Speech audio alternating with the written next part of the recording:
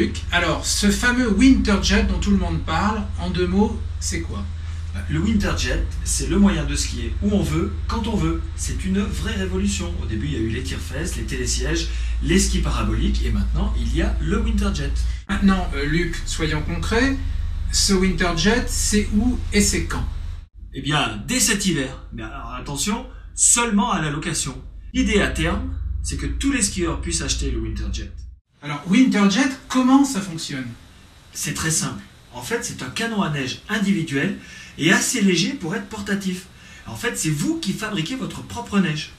Mais alors, si je comprends bien, le principe, c'est que vous ne suivez plus une piste. Non, en fait, c'est la piste qui vous précède.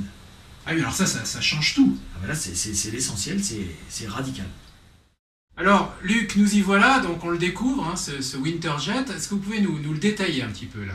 Bah, c'est simple, j'ai sur le dos le modèle qui a servi aux essais, le prototype. Et mis à part le design, ce sera le modèle qui sera commercialisé. Alors, il y a une question qu'on se pose, que les spectateurs vont forcément se poser, c'est on va être amené à skier avec, forcément. Est-ce que c'est pas un petit peu encombrant, un petit peu lourd, quoi? Pas du tout, il a été construit avec des matériaux venant de l'aéronautique, du carbone, du nid d'abeille, avec une ergonomie parfaite, un équilibre excellent. On l'oublie, quand on skie, il n'existe plus, il n'est pas là. Il faut simplement penser à l'enlever quand on prend le télésiège. Ah oui, j'imagine, parce que ça pourrait l'abîmer éventuellement, bien sûr. Alors, le maniement sur le terrain, point par point. C'est très simple, ça s'apprend en 5 minutes. Tout d'abord, on commence par remplir le réservoir d'eau.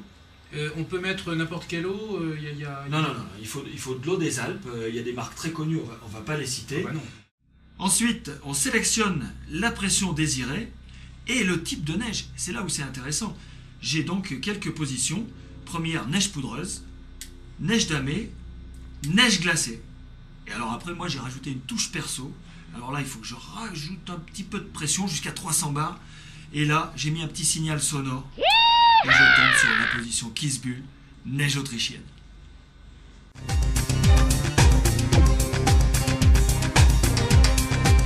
Eh bien, Luc, nous voici convaincus. Il ne nous reste qu'à vous dire merci. Mais de rien, de rien.